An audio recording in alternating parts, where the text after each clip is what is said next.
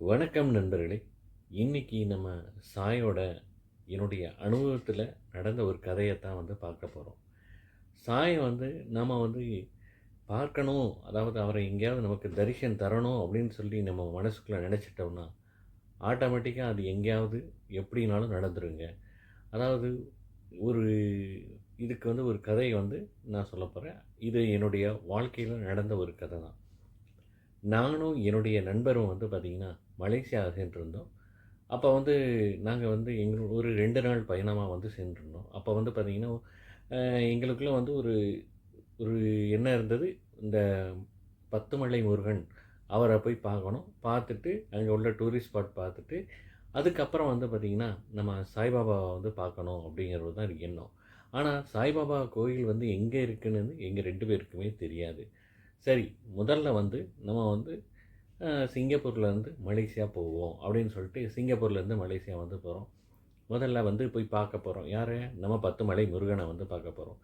நாங்கள் போகும்போது ரொம்ப லேட் ஆகிடுச்சு. அதனால் சாயந்தரமாக ஆகிட்டதுனால கோயில் அடைக்கிற நிலைமைக்கு வந்துட்டாங்க. அதனால் சரி, இருந்தது வந்தது வந்தாச்சு, எப்படினாலும் முருகனை பார்த்துட்டு போவோம் அப்படின்னு சொல்லிட்டு அங்கேயே இருந்துட்டு ஒரு ரூமை பார்த்து இருந்துட்டு அடுத்த நாள் காலையிலே பார்த்திங்கன்னா குளிச்சுட்டு அங்கேருந்து கிளம்ப ஆரம்பித்தோம்.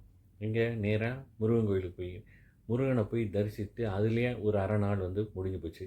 அதுக்கப்புறம் அங்கேருந்து பெட்ரோனஸ் டவர் அப்படிங்கிறது அந்த டவர், அது ரொம்ப ஒரு ஃபேமஸான டவர் தான். அந்த டவருக்கு நாங்கள் போயிருந்தோம். சரி, அங்கேயும் போய் பார்த்துட்டு கிளம்பலாம் அப்படின்னு வேறு இடத்துக்கு போகலாம் அப்படின்னு யோசித்தோம். ஆனால் நேரம் இல்லாத காரணத்தினால என்ன பண்ணுறோம், சரி கிளம்பலாமா அப்படின்ட்டு. இருந்தாலும் சாய்பாபா கோயில் இங்கே இருக்குதுன்னு சொல்லியிருக்காங்க, எங்கே இருக்குது அப்படின்ட்டு நம்ம தேடலாமா அப்படின்ட்டு நானும் என்னுடைய நண்பரும் பேசிகிட்டு இருக்கோம். அப்போ யோசிச்சிட்டே இருந்தோம், என்ன பண்ணுறதுன்னு தெரியல. வேறு நெட்டுலலாம் செக் பண்ணி பார்த்தோம், ஒன்றும் தெரியல. இருந்தாலும் சரி, டைமும் ஆகுது, நேரமும் ஆகுது. ஏன்னா பஸ்ஸை பிடிச்சா தான் நைட்டு சிங்கப்பூர் போக முடியும் அப்படிங்கிற ஒரு டைம் இருக்குது. அந்த மாதிரி ஒரு சூழ்நிலை எங்களுக்கு. சரி, என்ன பண்ணுறது, இவ்வளோ தூரம் வந்தாச்சு, சாய்பாபாவை பார்க்கவும் முடியலையே அப்படிங்கிறது ஒரு மனசுக்குள்ளே ஒரு உறுத்தல் இருந்தாலும் சரி, அவர் விட்ட வழி போவோம் அப்படின்னு சொல்லிட்டு நானும் என்னுடைய நண்பர் அங்கேருந்து கிளம்புறோம். அப்போ எங்கள் மனசுக்குள்ளே என்ன, எங்களுக்கு பஸ் ஸ்டாண்ட் போகணும். ஆனால் பஸ் ஸ்டாண்டு போகிறதுக்கு கிட்டத்தட்ட ஒரு 3 வழிகள் இருக்குது. ஒன்று டாக்ஸியில் போகலாம், இல்லை பஸ்ஸில் போகலாம், இல்லை நடந்து போகலாம். அந்த மாதிரி ஒரு இது இருந்தது. சரி, பஸ் ஸ்டாண்டு போனால் முதல்ல பேசாமல் டாக்ஸியில் போயிடலாம் அப்படின்ட்டு நானும் என்னுடைய நண்பரும் சரி டாக்ஸியை பாரு அப்படின்னு சொல்லிட்டு நான் கொஞ்சம் மூவ் பண்ணி ஒரு 2 ஸ்டெப்பு மூவ் பண்ணி முன்னால் போகிற பக்கம் பார்த்தா ஒரு டாக்ஸி நிற்கிது. ஆனால் எங்களுக்கு அந்த டாக்ஸியை கேட்குறதுக்கு மனசே வரல. அதாவது நின்று அதில் ஏறி போகிறதுக்கு மனசே இல்லாமல் விட்டாச்சு, அந்த டாக்ஸியும் விட்டாச்சு. சரி வா நடந்து போவோம் அப்படின்னு சொல்லிட்டு அங்கேருந்து நடந்து போகிறோம். நடந்து போய்கொண்டே இருக்கும்போது பார்த்திங்கன்னா ஒரு ஸ்ட்ரீட்டு, அதாவது அந்த ஸ்ட்ரீட்டுக்கு முன்னால் ஒருத்தர்கிட்ட கேட்குறோம், இந்த மாதிரி பஸ் ஸ்டாண்டு போகணும், இந்த வழியில் போனால் போயிடலாமா அப்படின்ட்டு. உடனே அவர் சொல்கிறாப்புல, அந்த ஒரு கட்டில் நீங்கள் திரும்பினீங்கன்னா அந்த கட்டில் நீங்கள் போயிடலாம் அப்படின்னு அவரும் சொல்கிறாப்புல. சரி அப்போ அப்படின்ட்டு நானும் என்னுடைய நண்பர் அப்படியே போகிறோம். போயிட்டுருக்கோன்னா கரெக்டாக அந்த கட்டும் வந்தது. ஆனால் எங்களுக்கு அந்த கட்டில் திரும்பறதுக்கு மனசே வரல. இன்னும் கொஞ்சம் அடுத்த ஒரு 2 கட்டு போய் பார்ப்போமே, அங்கே போய் திரும்புவோமே அப்படின்ட்டு ஒரு எண்ணத்தில் மறுபடியும் அந்த கட்டையும் நாங்கள் திரும்பாமல் அங்கேருந்து மறுபடியும் போகிறோம். போனால் கரெக்டாக போய் அடுத்த கட்டில் இந்த பக்கம் திரும்பலாம் அப்படின்னு சொன்னாங்க. அதனால் நாங்களும் அந்த கட்டில் அப்படியே திரும்புகிறோம். திரும்பி அப்படி ஒரு ரைட் கட்டில் அப்படி திரும்பி இப்படி போகிறோம்.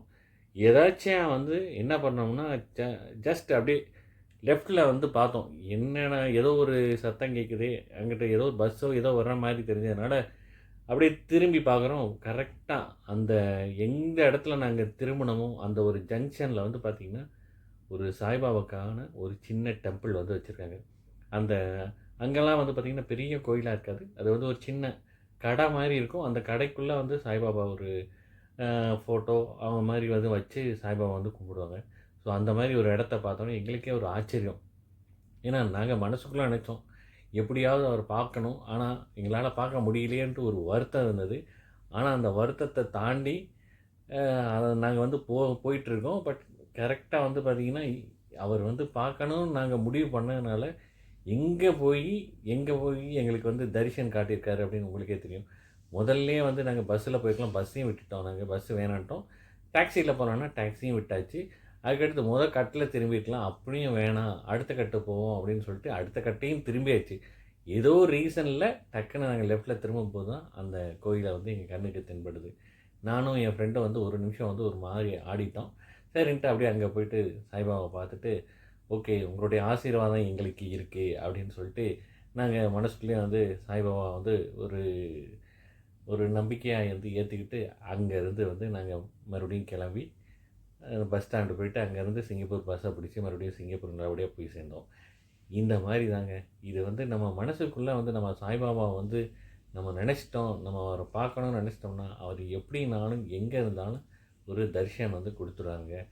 ஸோ இது மாதிரி உங்களுக்கும் ஏதாவது கதைகள் இருந்தால் கண்டிப்பாக வந்து சொல்லுங்கள்.